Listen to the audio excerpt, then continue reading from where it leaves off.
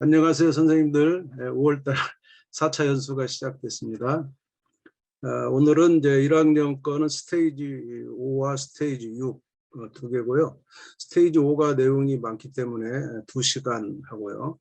그다음 마지막 1시간은 스테이지 6을 다루도록 하겠습니다. 스테이지 5 표시죠. 스테이지 5 표시면 스테이지 5에는 이제 좌표 평면과 그래프 단원이 되겠습니다. 좌표 평면과 그래프는 이제 중단원이 변화를 나타내는 X와 Y 이 하나만 다루는 중단원으로 한꺼번에 엮였지만 그 안에 또 소단원이 이렇게 3개로 또 엮여서 학습 목표가 상당히 세분화되어 있습니다. 전체적인 단원 개관을 보도록 하겠습니다.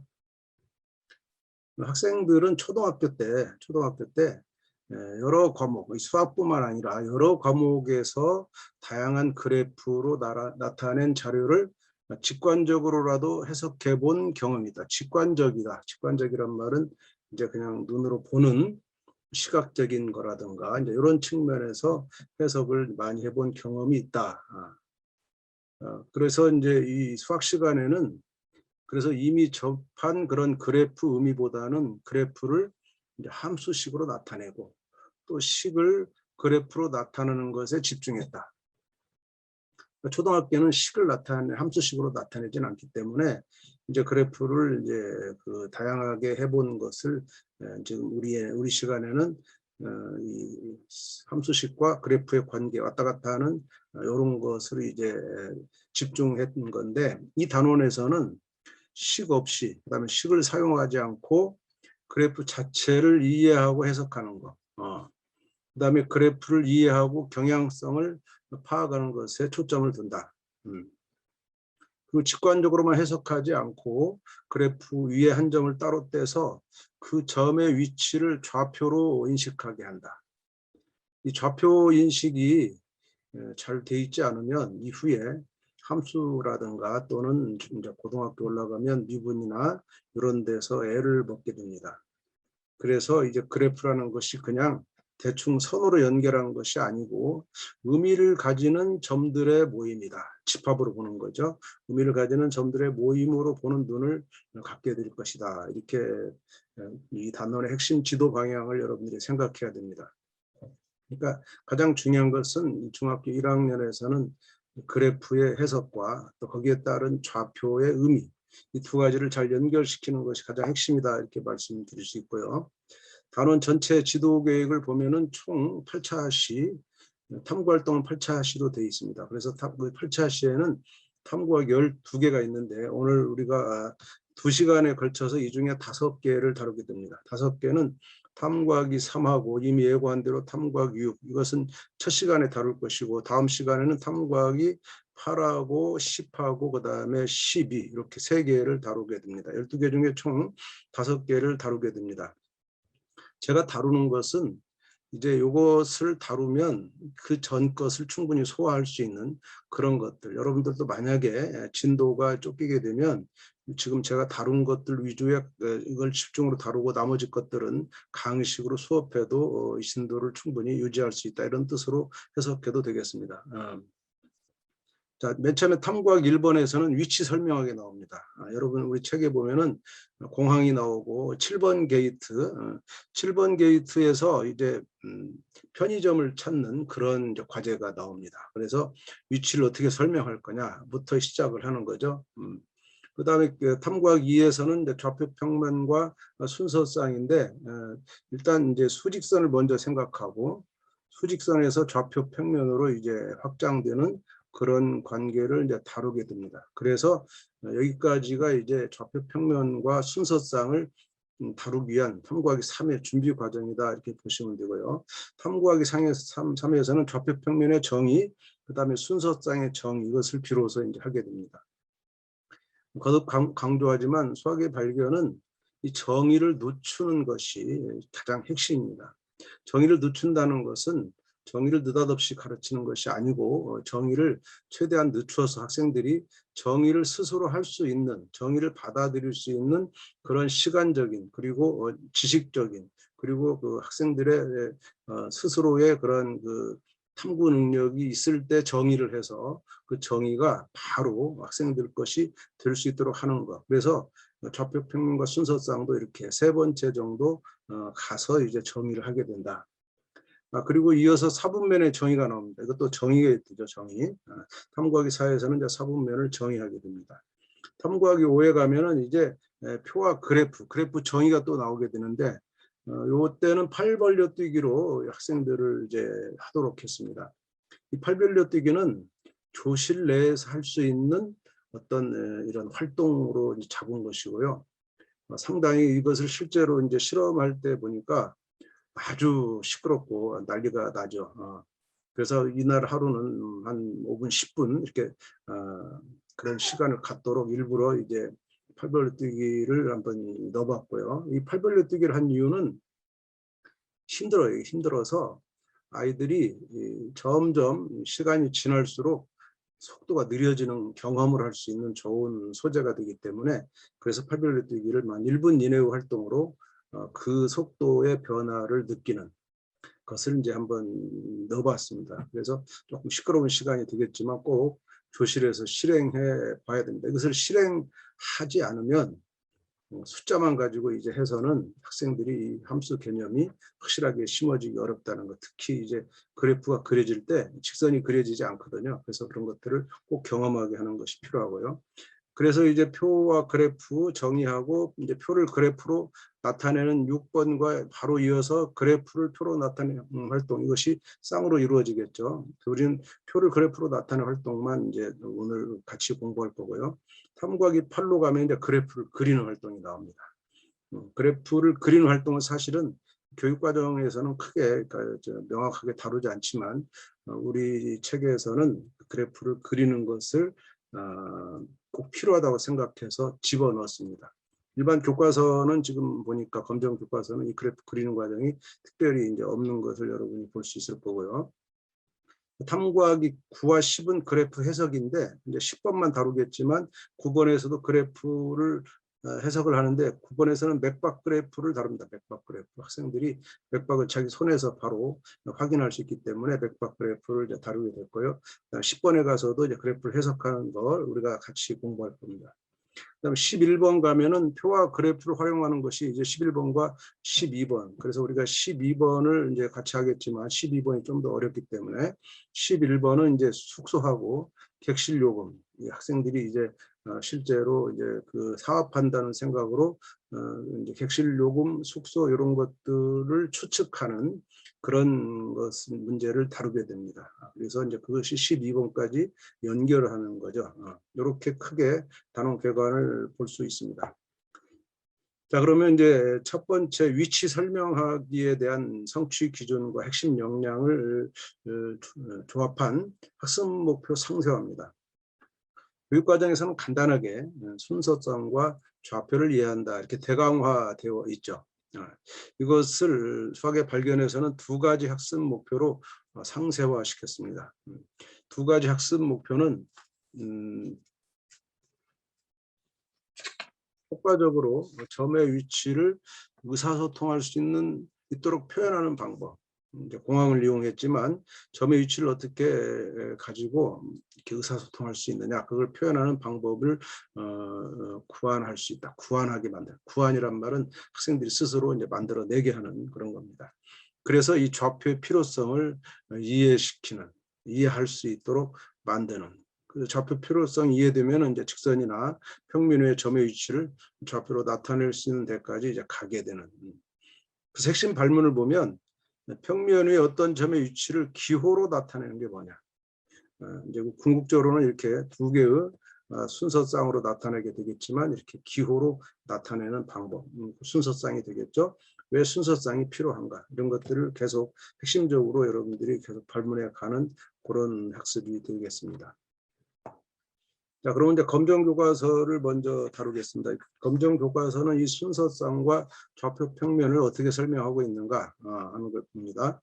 순서성과 좌표 평면은 이제 특별히 탐구 활동하지 않고 바로 이제 설명하고 있는데, 이 지도상의 위치를 경도와 위도로 나눈다. 그래서 경도, 위도, 동경, 그다음에 서경, 이렇게 해서 x좌표를 삼고 그다음 북이 남이 해가지고 y좌표 삼는 이렇게 삼는 것으로 예시를 두고 이렇게 두 수의 순서를 정해서 나타낸 것을 순서쌍이라 한다. 바로 정의에 들어갑니다.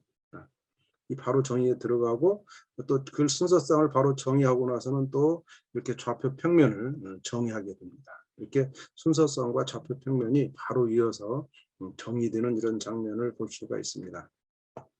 그리고는 이제 좌표를 정의합니다. 책에 있는 좌표는 이제 P라는 점을 주고 그것이 이렇게 X축, Y축으로 수선을 그었다.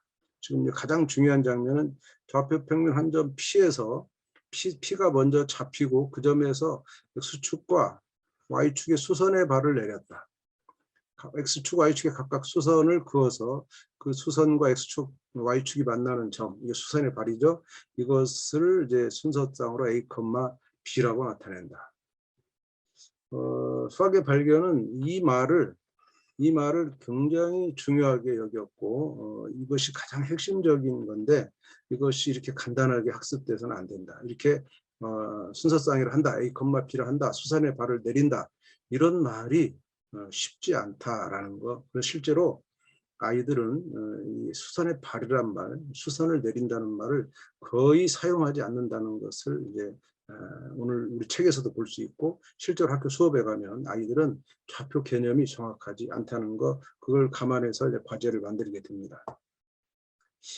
그러면 탐구하기 이제 우리 이 교재로 다시 수학의 발견은 탐구하기 3번이 좌표 평면과 순서쌍에 해당됩니다. 탐구하기 1, 2번에서 좌표 평면이 아니고 순서쌍이 왜 필요한가? 좌표를 어떻게 쓰는 것이 의사소통이 가능하게 하는 표현 방법이 뭔가? 이런 것들을 이제 우리가 생각했다면 이제 이 탐구하기 3번은 그 두 번에 걸친 탐구하기 1과 탐구하기 2번을 거쳐서 비로소 이제 오게 되는. 그래서 이제 바로 이제 여기서 순서쌍과 좌표 평면을 정의하지만 이것이 그냥 곧바로 나온 게 아니고 두 번의 탐구하기를 지내서 나왔다는 것. 그래서 이것이 정의될 때는 상당히 많은 그런 활동이 이어진 후에 이렇게 정의하고 있다는 거 생각하시면 됩니다. 자, 과제를 보니까 제주도 여행을 했습니다. 요 단원은 제주 여행이 쭉 이렇게 계속 이어지는 스토리가 이어지는 그런 단원으로 구성됐습니다. 제주도 여행 지도를 보고 탐구해보자. 그래서 위에 지도에 좌표축을 그려보자. 좌표축을 주지 않고 그려보자. 이 말은 학생들이 스스로 좌표축을 그리는 경험을 검정교과서가 단 한순간도 시키지 않고 있습니다. 그래서 우리는 좌표축을 그리는 것, 스스로 그려보는 것으로 그럼 아이들이 여기서 좌표축을 정확하게 수직으로 그리는가, 그리고 이제 원점을 어디에 잡는가 이런 고민을 하게 하는 거죠. 제주도라면 예를 들면 한라산 정상을 좌표축의 원점으로 잡지 않을까 이렇게 생각한다면은 한라산 정상이 여기쯤 있겠죠. 그러면 여기에 X축과 Y축을 이렇게 정확하게 수직으로 이제 그리는 이런 장면이 필요하겠죠. 그래서 이렇게 좌표축을 일단 그려보는, 좌표축을 주지 않고 그려보는. 그릴 땐 누가 그리냐? 본인이 그려야 된다. 자기가 그려보는 좌표 평면, 좌표축과 책에 그려진 좌표축은 전혀 다르게 되겠죠. 그런 의미에서 좌표축을 스스로 그리도록 하는 1번 과제, 간단하지만 이 딱 한마디, 좌표축을 그려보자 이 한마디가 엄청난 철학의 차이가 있는 겁니다. 그 다음에 또 내가 가고 싶은 곳, 자기가 가고 싶은 곳을 세 군데를 정해라. 그리고 그 위치를 좌표로 나타내보자. 너무나 많이 열려 있습니다. 세 군데. 여러분은 어디를 잡겠습니까? 제주도 가면은 예를 들면 성산 일출봉에 가겠다. 일출봉을 잡았다. 그다음에 나는 천왕산을 잡았다. 천왕산. 나는 협재 해변을 잡았다. 이런 식으로 세 군데 더 많이 잡을 수도 있죠. 자, 이 세 군데를 정하는 것도 스스로 정하는 것이고 그 다음이 뭐냐면 위치를 좌표로 나타내보자. 그럼 이거를 좌표로 나타내려면 뭐가 필요하겠습니까? 네. 좌표 축에 이제 1, 2, 3, 4, 즉 얼만큼을 1로 잡을 거냐는 그 기준점이 필요한데 보통은 애들이 항상 좌표 평면에 모는 종이를 그려서 점을 찍어 하던 그런 버릇 있었을 겁니다. 근데 모는 종이도 없고 일도 없어요. 그러니까 일마저도 자기가 스스로 찍어야 되는. 그래서 양과 음도 정하고 일을 정해서 이렇게 똑같은 간격으로 좌표를 찍어 나가는. 그래서 1과 2, 3, 마이너스 1 이렇게 정하는 이 과정에서 좌표를 명확하게 알 수가 있다. 자기가 좌표를 이제 이 점을 나타낼 때는 두 개의 숫자가 필요하고 그래서 좌표 평면의 순서쌍이 필요하다는 것을 이미 인식을 했는데 탐구학 2번에서 인식을 했는데 여기서 명확하게 다시 자기 것으로 소화하는 그런 과정이라고 보시면 되겠습니다. 아까 그 좌표 평면 한번 다시 가볼게요. 자, 좌표 평면에 우리 교재에서 주어진 좌표 평면을 잘 보면 이 좌표 평면이 교과서 아까 보신 교과서와 다르다는 거. 교과서 한번 다시 볼까요? 교과서와 다르다는 걸 볼 수가 있습니다. 자, 교과서 뭐가 다릅니까? 네. 점 P에서 X축, Y축에 수선의 발을 내리지 않았습니다. 우리가 교과서는 내려줬지만 여기는 내려주지 않았습니다. 저 점을 점 PAB라 한다. 이렇게 수선의 발을 내리지 않아도 정의는 할 수 있습니다. AB가 뭐라는 걸 설명하지 않았어요. 왜냐하면 이제 우리는 이것을 문제화시켰기 때문에. 어떻게 문제화시켰느냐. 그 밑에 문제를 보면 점 P에서 AB의 의미를 그림이나 글로 나타내보자. 이게 아주 결정적인 문제입니다. 자, 점 P가 있는데 AB가 뭐냐? 여기 있는 AB의 의미가 뭐냐? 이것을 학생들이 정확하게 자기가 직접 이것을 정의하는 경험을 하지 않으면 좌표의 의미를 깨닫기 어렵겠다 이렇게 생각해서 아예 그 수선의 발을 빼준 겁니다. 그래서 학생들은 여기서 수선의 발을 스스로 X축에 내리고 Y축에 내리는 이 수선의 발을 그리는 경험을 본인들이 직접 하도록 남겨놓은 겁니다.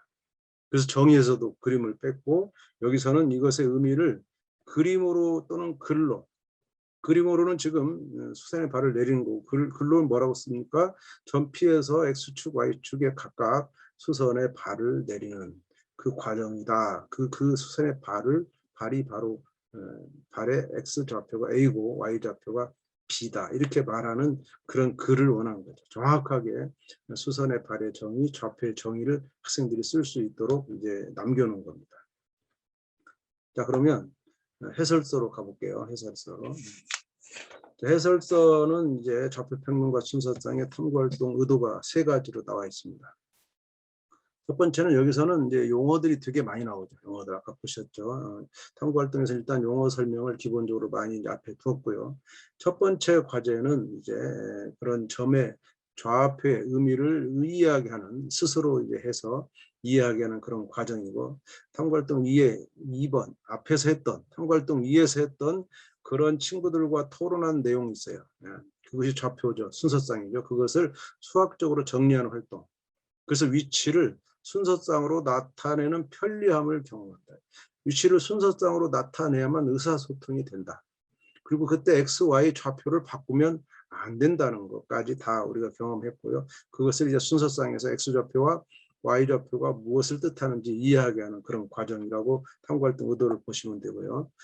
예상 답안 이제 보시면 이렇게 자기 나름대로 좌표축을 잡고 X축, Y축 이렇게 잡아서 쓰는데 학생들은 이제 좌표축에 수를 위와 같이 표현하면 협재라든가 가파도 표선 해변을 이렇게 나타낼 수 있다. 가파도는 이제 마라도 바로 위에 있는 우리나라 최남단의 두 번째 섬이죠. 가파도의 위치도 한번 잡아보고 그 밑에 마라도도 있는데 마라도를 잡아도 좋겠습니다. 그 다음에 이제 동서남북을 이용할 수도 있어요. 학생들이 양수, 음수 쓰지 않고 동쪽, 서쪽이라는 방향을 쓸 수도 있다는 거 염두에 두시고요. 그 다음에 이제 가파도 이렇게 가파도나 표선 해변도 동서남북 방향으로 쓸 수도 있다라는 것을 생각하시면 됩니다. 실제로 학생들은 이런 답도 충분히 나오게 됩니다. 그리고 이제 2번에서 보면은 A는 가로축 X, B는 세로축 Y에서 점의 좌표를 나타낸 거다. 세 가지 예시가 있어요. 0에서 A만큼 오른쪽에 있고 0에서 B만큼 왼쪽에 있다.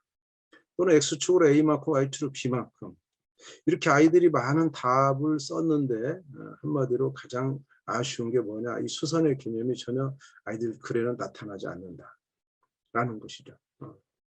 그 정도로 아이들은 이 수선 개념이 없다.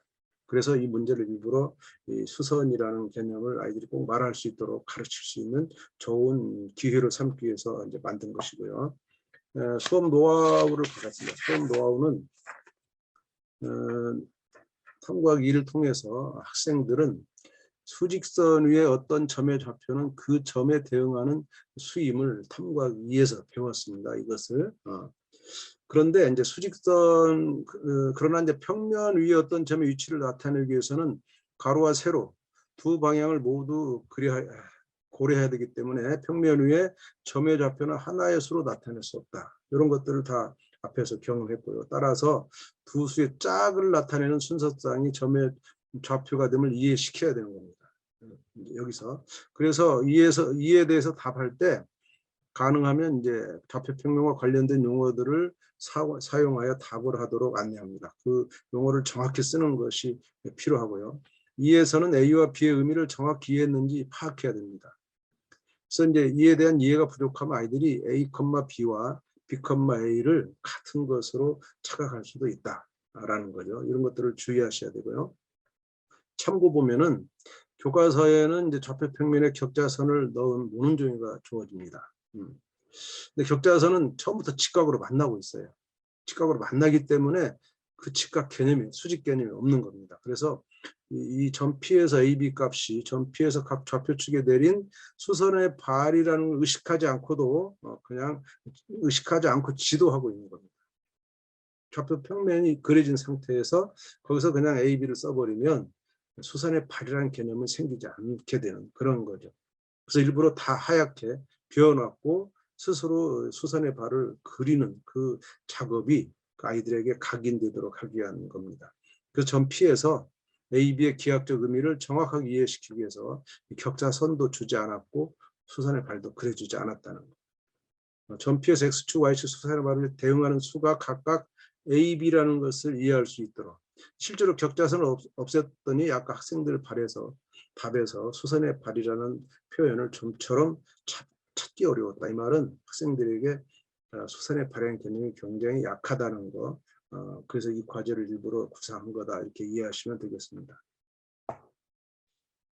자, 이제 두 번째 그 포단원에 가면 나는 사업가라는 단원에서 이제 학생들이 사업을 하게 됩니다. 자, 요거는 교육과정에서는 다양한 상황을 그래프로 나타내고 주어진 그래프를 해석할 수 있다. 이게 이제 교육과정의 성취 기준이죠. 그래프를 이제 나타내는 겁니다. 그리고 그래프를 해석하는 겁니다. 이 그래프를 해석하는 것은 2015에서 처음 들어온 겁니다. 이게 2015 처음에 이 전 2009까지는 우리나라 교육과정에 그래프를 해석하는 그런 성취 기준이 없었습니다. 근데 2015에서 처음 들어왔고요. 이 2015에서 이것이 들어왔기 때문에 그래프 해석이 들어왔기 때문에 함수의 정의가 이것 때문에 함수의 정의가 2학년으로 간 겁니다. 함수의 정의가 과거에는 이제 2009에서는 1학년에 있었는데 이것이 이제 2학년으로 이동하게 되는 거죠. 그만큼 그래프 해석이라는 것이 전 세계적으로 중요한 그 함수 교육의 중요한 추세고 또 벌써 뭐 10년, 20년 전에 다른 나라들은 이 그래프 해석을 굉장히 중시하는 교육과정을 가지고 있었는데 우리가 너무나 이 추상화된 함수, 그래프 해석은 지극히 구체적이거든요. 추상화된 함수를 가지고 자꾸 수식과 점만 찍으려는 이러한 교육이 너무 성급한 그런 추상화된 교육을 많이 한 것에 대한 반성으로 2015에서 처음으로 이제 그래프 해석이 들어오게 됩니다. 그래프 해석은 아마 가르쳐 봐서 알겠지만 상당히 아이들이 재미있을 수 있고 이것도 뭐 막 가르치면 재미없겠지만 학생들이 스스로 해낼 수 있는 부분이 충분히 이제 많은 부분입니다. 어쨌든 이렇게 주어진 성취 기준을 우리는 4가지로 이렇게 자세하게 상세화시켰습니다. 그래서 이제 변수로 나타낼 수 있는 상황, 변수를 그냥 막 주는 것이 아니고 어떨 때 변수로 나타낼 수 있는 건가 그런 상황에 대해서 알 수 있게 하고 그래서 반드시 실험 결과를 표나 그래프로 표현할 수 있고 이를 이용해서 많은 것을 추측할 수 있다. 이전에 여러분들이 이 전단원에서 표하고 그래프, 그다음에 또 하나 이제 식이 있었죠. 이 표나 그래프나 식, 이 전단원이 아니고 함수단원에서 가장 핵심이네요. 전단원은 지금 제가 2학년하고 착각했는데 1학년에서는 이제 표나 그래프가 처음 나오게 되는데 거기에 이제 식이 붙게 됩니다. 2학년 올라가면은. 그러면은 이 세 개가 항상 같이 따라가야 함수가 완성되는 거예요. 근데 우리나라는 이 식, 추상화된 식 위주로 함수를 교육했기 때문에 아이들이 함수를 너무 어려워하고 멀어지는, 함수를 잘 받아들이지 못하는, 그래서 중학생들에게 물어보면 함수가 굉장히 어렵다는 말을 많이 합니다. 방정식보다. 그런 것은 이 식만 가지고 자꾸 함수를 가르치기 때문에 1차 함수 그러면 y = ax 플러스 b라는 생각부터 하는데 요것은 아주 추상화된 식이에요. 1차 함수 그래프 1차 함수 그러면 직선이, 이 그래프가 직선이 먼저 떠올라야 되고, 그다음 표에서는 일정한 간격으로 변하는 등차수열이죠. 일정한 간격으로 변하는 이런 관계가 이제 1차 함수인데, 그런 그 순서상의 관계나 표의 관계나 그래프의 모양은 없이 그냥 y = ax 플러스 b라는 이런 1차 식으로 1차 함수를 정의하는 그런 이제 전통이 아이들로 하여금 함수를 굉장히 어렵게 하고 추상화시킨 것이 아닌가 생각해서 이 표나 그래프를 굉장히 이제 많이 여기서 강조하고 있는 것이고 1학년에서 이 표나 그래프는요 초등학교에서 모든 학년에서 다룹니다. 모든 학년에서 표를 주고 그래프를 그리게 하는, 그래프도 이제 중학교식의 연속된 그래프도 있지만 꺾은선 그래프죠. 그렇지만 이제 이산적인 그래프도 있고요.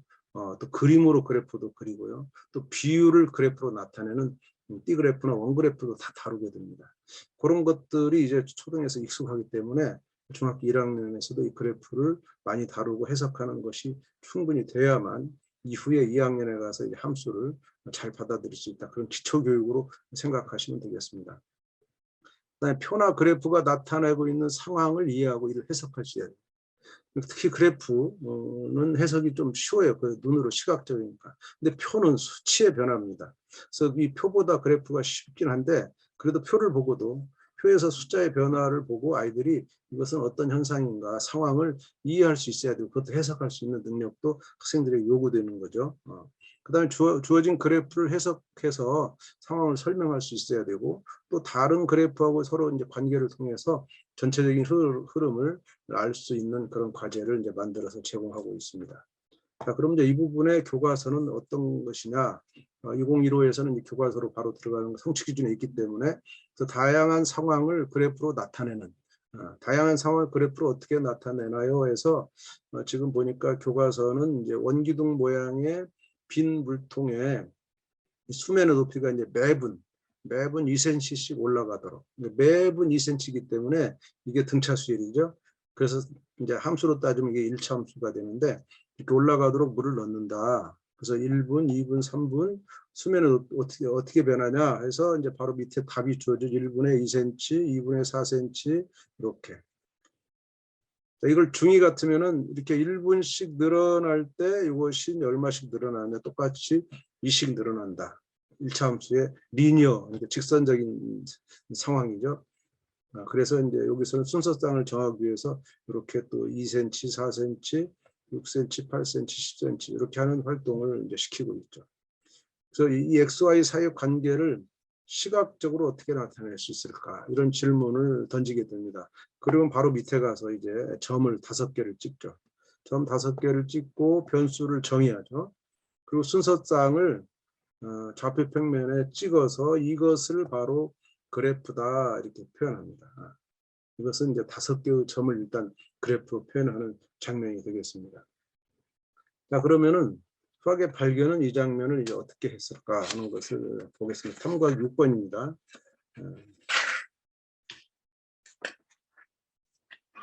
탐구하기 6번은 이제 152쪽이네요. 152쪽 펴시면 역시 이제 제주도 상황이 계속 나타납니다. 학생들은 제주도를 이제 이렇게 그림과 같이 자전거를 타고 쭉 이렇게 일주를 하게 됩니다. 첫째 날은 용두암, 제주항에 있죠. 용두암에서부터 성산 일출봉까지 63km를 자전거를 타고 갑니다. 답사를 하게 되는 거죠. 이 학생들은 좀 사업을 하기 위해서 자전거 대여 사업을 하고 또 뭐 이렇게 해서 이 사업 이익을 벌기 위해서 하는 이제 답사라고 보시면 됩니다.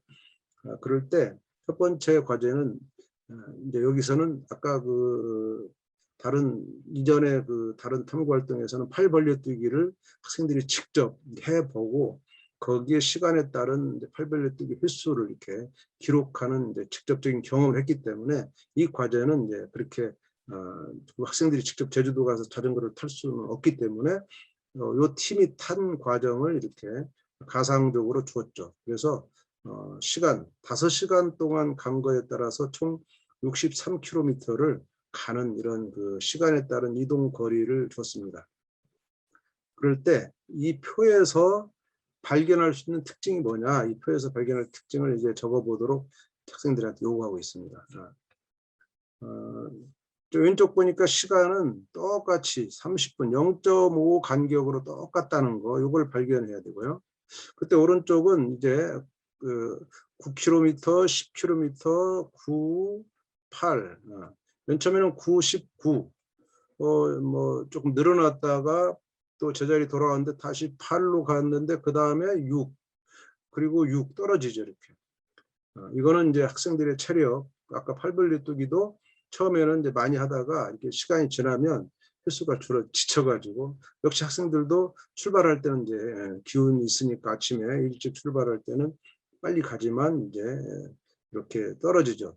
8, 6, 6. 그 다음에 이제 0도 나옵니다. 0. 이런 건 상황을 뭔지 이해할 수 있겠죠. 다시 움직이는데 6이고 그 다음에 드디어는 이제 5나 4까지 1시간에 30분에 4km까지 떨어지는 이런 걸 볼 수가 있어요. 이런 변화를 가지고 학생들은 이제 예를 들면 갈수록 뭐 속력이 이동하는 거리가 떨어진다 이렇게 볼 수도 있고, 또 뭐 이런 자리는 48은 뭐 했을까요? 뭐 쉴 수도 있고, 또는 이제 점심을 먹을 수도 있고, 여기 이제 30분이니까 30분이면은 점심을 먹지 않았을까 이런 생각도 드네요. 쉴 수도 있고요. 그런 특징을 학생들이 이제 쓸 수가 있겠죠. 두 번째 과제는 이것을 그래프로 그려라. 이것을 그래프로 그리라는 것은 순서상을 학생들이 이제 정해서 그래프로 이제 그리게 되는 겁니다. 그러면 이제 0,0에서 시작해서 아까 0.5에 9km 갔죠. 그 다음에 19km 갔죠. 28km 이런 식으로 점을 쭉 찍고 어느 한순간에는 이렇게 아까 3에서 3.5시간에는 48에 있었죠. 48에 이렇게 나란히 있는 지점도 있게 되는 거죠. 이런 이제 점을 찍어 보니까 확실하게 이제 알 수가 있죠. 점점 갈수록 천천히 가게 되는, 마지막에 요쯤에서 끝나게 되는데 올라가는 정도가 이제 갈수록 느려지는 것을 느낄 수도 있고, 이걸 아마 좀 더 Y축을 넓혀놨으면은 좀 더 잘 보였을 건데, 그것이 조금 이제 교과서 형편상 그렇게 Y축을 높게 할 수가 없기 때문에 그 정도 보이게 됩니다. 그래서 이제 두 번째 문제에서 첫 번째 그래프 그린 거를 발견할 수 있는 특징을 모두 찾아보자. 아까 표에서 보는 것과 이제 그래프에서 보는 것은 또 차이가 있을 수 있습니다. 그런 것들, 또 여기서는 이 가파른 경사도 아까 처음에 30분은 9지만 그 다음 10으로 가니까 이렇게 약간 그 기울기 차이가 나죠. 그래서 가장 가파른 경사도로 이제 0.5에서 1시간이 가장 빨랐다. 뭐 이런 가장 최대 이동 거리다. 뭐 이런 것도 이제 알 수가 있죠. 여러 가지 이제 그다음에 표에서 볼 수 있는 거는 수치지만 그래프는 이제 이 경향을 볼 수 있기 때문에 학생들이 이것을 뭐라고 표현하면 한눈에, 그래프는 특징이 한눈에 모든 걸 알아보는 거. 표는 일일이 다 이렇게 계산을 해봐야 되지만 그래프는 이 자체만 보고도 이것이 어떻게 변했는가 하는 것을 좀 더 빨리 이해할 수 있는 거죠. 그런 표와 그래프의 장단점. 그래프는 수치가 안 나타납니다. 그래서 개개의 수치를 파악하는 것은 표가 더 좋고, 한눈에 이것을 쫙 파악하는 것은 역시 그래프가 시각적으로 좋다 이렇게 이제 말하겠죠. 세 번째 문제는 그래프 위의 점들을 선으로 연결할 필요가 있을까? 이것을 묻는 겁니다. 교과서는 기존에 이게 수가 모든 수가 되면은 점점 이제 조밀하게 찍혀서 선으로 연결된다 이렇게 말하지만 이것을 학생들한테 한번 물어봤어요. 선으로 연결할 필요가 있을까? 그럴 때 이제 학생들은 그 X축이 뭡니까? 이게 시간이죠. X축이 시간이기 때문에 시간이라는 자체가 연속이기 때문에 그래서 이 그래프를 당연히 연결을 해야 된다라는 그런 답을 얻어내기 위한 그러니까 수를 그냥 모든 수로 하면은 그래프가 연결된다는 그런 것을 일방적으로 이제 주입하는 것이 아니고 시간이라는 것을 잡은 이유가 연속적인 상황을 말할 수 있는 아주 좋은 소재가 시간이기 때문에 시간 소재를 잡은 겁니다. 그래서 연속이라는 것이 자연스럽게 이렇게 연결할 수 있는 그 필요를 학생들이 말할 수 있도록 하는 소재였다고 생각하시면 되겠습니다. 그리고 이제 4번은 이제 표나 그래프를 이용하여 가장 빠르게 이동한 때, 가장 느리게 이동한 때가 언제인지를 찾고 그렇게 된 이유를 상상하여 써보자. 그래프를 해석하는 그런 것까지 이제 가고 있습니다. 그럼 이제 탐구활동 의도는 뭘까? 이 탐구활동 의도를 지금 세 가지로 얘기하고 있죠. 한 양이 변할 때, 즉 시간이 변할 때 그 움직인 거리죠. 이동한 거리 양이 종속하여 변하는 대응 관계. 이게 이제 중2로 가면 이게 바로 함수죠. 함수는 한 양이 변하면 그에 따라 다른 양이 하나씩 정해진다 했지만 더 중요한 것은 종속해서 변한다.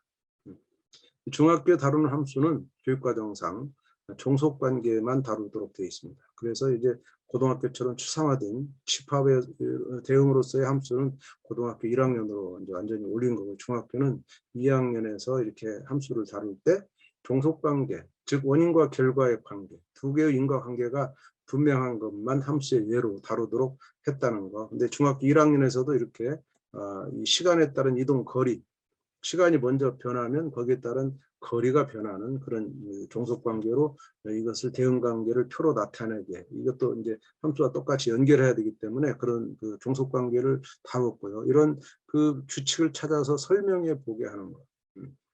근데 초등학교에서도요, 이 규칙과 대응, 초등학교는요, 함수라는 영역이 없습니다. 함수는 중학교에 처음 나오죠. 초등학교는 이 함수에 대응하는 영역이 규칙성이라는 규칙성. 함수는 초등에서는 규칙성이라는 영역으로 다룹니다. 규칙성 영역이 매 학기마다 한 단원씩 있어요. 매 학기마다.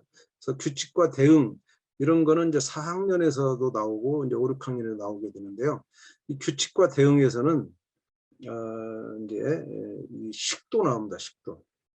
초등학교는 문자식을 쓰지 않고 도형 기호를 씁니다. 그래서 예를 들면 y는 아니고 네모는 3 곱하기 세모 뭐 이런 식을 쓰게 됩니다. 초등학교에서. 이게 y 콜 3x를 우리가 쓰는 이런 거 학생들이 이렇게 등비수열인가 이게 등차수열인가 헷갈리네요. 이건 등차수열이네요. 이렇게 그 정비례 관계의 이런 정도, 그 다음에 이제 네모는 세모 더하기 뭐 5라든가 이렇게 똑같이 커가는 이런 곱셈과 덧셈 정도로 표현하는 이런 식은 초등학교 다룹니다. 여기까지는. 이보다 더 복잡한 식은 뭐 경시대에서 하겠지만 교과서는 다루지 않고 있죠.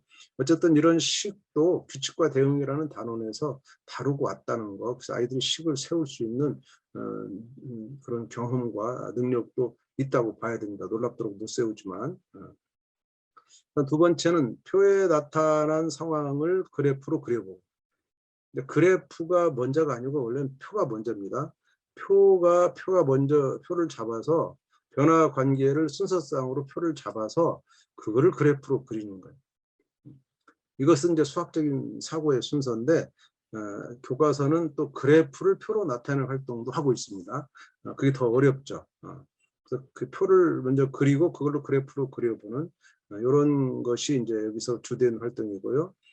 표에서도 이 규칙을 찾겠지만 그래프에서도 이제 규칙을 찾고 특징을 적어보게 하는 그런 활동을 우리가 했죠. 그래서 이런 활동을 통해서 표와 그래프를 비교하고 그다음에 각각의 장단점을 파악할 수 있는 기회를 제공하는 것이 이 의도라고 보시면 되겠습니다.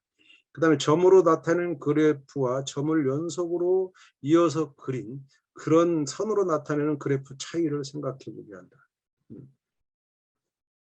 연속으로 이어질 수 있는 거 일부러 있는 게 아니고 시간이라는 그 x 변수를 잡아서 연속 상황에 그 연속 변수를 잡은 거죠. 그렇게 해서 자연적으로 애들이 연속 상황을 받아들일 수 있도록 이렇게 했다고 여러분 이해하시면 되겠습니다. 자, 예상 답안 우리가 다 거의 다 훑어봤죠.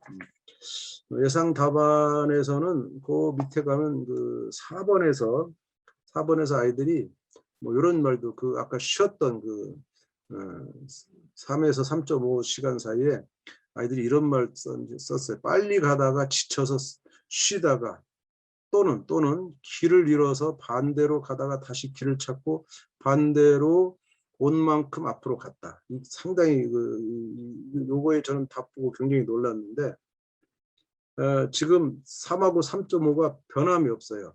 그게 48km였나요? 48km로 나와 있죠. 48km.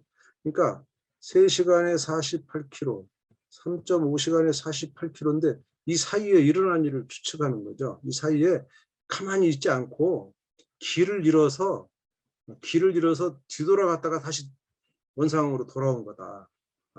그런 얘기돼요. 길을 잃어서 반대로 가다가 다시 길을 찾아가지고 또 그 반대로 온 만큼 다시 앞으로 갔기 때문에 48 그대로 있었던 거지 쉰 게 아니다. 그렇지 않을 수도 있다. 이런 추측을 해내는 이 놀라운 아이들도 있어. 이 표만 가지고도 그 30분에 일어난 일은 사실 아무도 알 수가 없는 거죠. 그렇게 이제 그런 아이들도 있었다. 이런 답이 참 기가 막혀서 일부러 스캔해서 집어넣고요. 수업 노하우를 보시면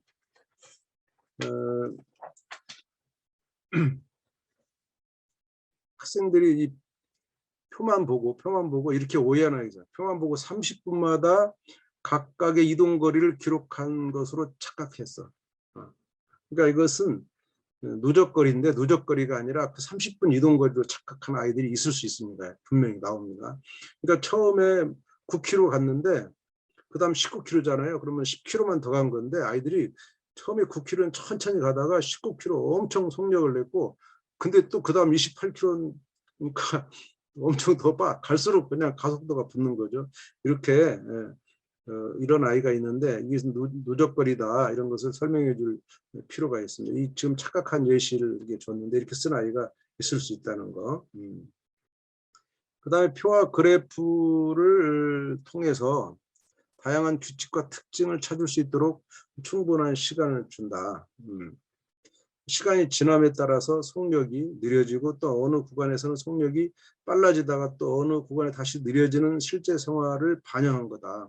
그리고 그런 현상이 나타날 수 있는 이유에 대해서도 추측해 볼 수 있게 한다.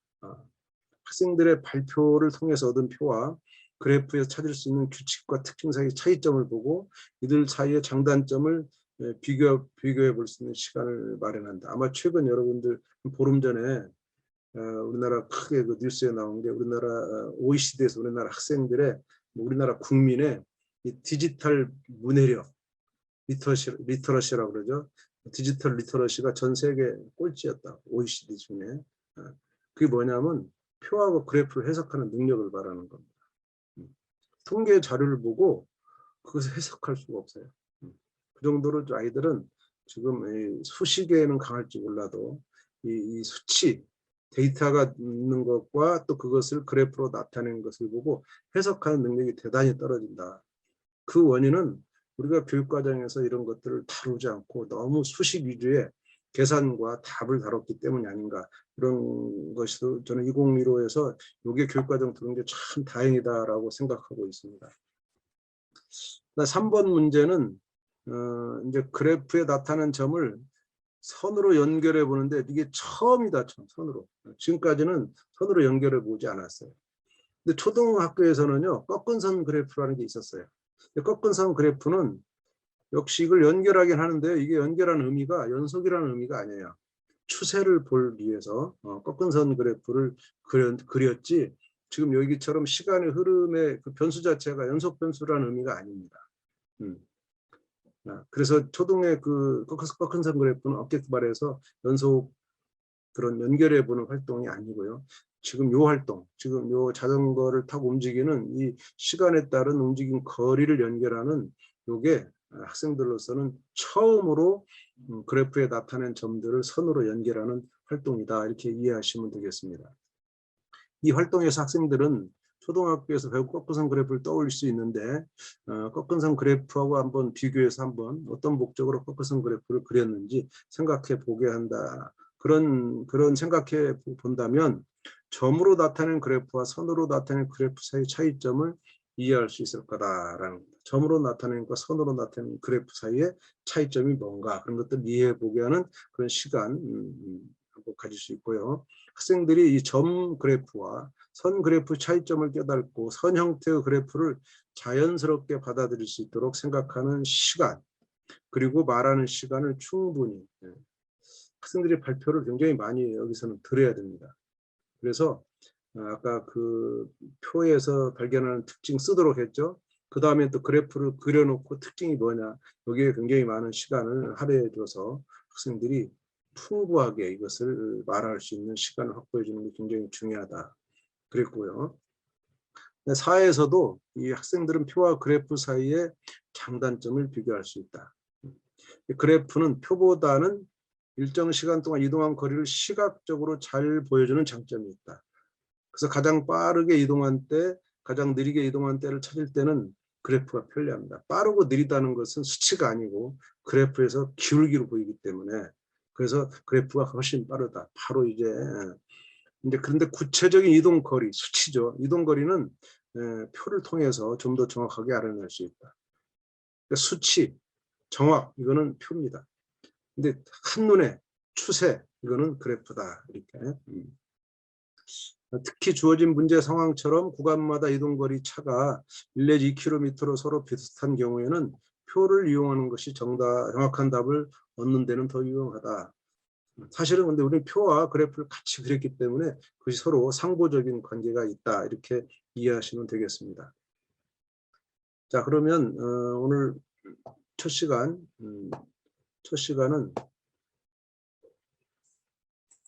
여기까지 이제 우리가 2개의 탐구를 다뤘는데 10분 정도 쉬었다가 다음 시간에 이제 3개의 탐구를 다루는 걸 하겠습니다. 지금 시간이 7시 48분인데 7시 58분에 10분간 쉬고 다시 만나도록 하겠습니다. 10분간 쉬는 사이에 이 채팅창에 혹시 질문이나 그런 것들이 있으면 올려주시면 감사하겠습니다. 자, 그럼 10분간 쉬고 다시 뵙도록 하겠습니다. 감사합니다.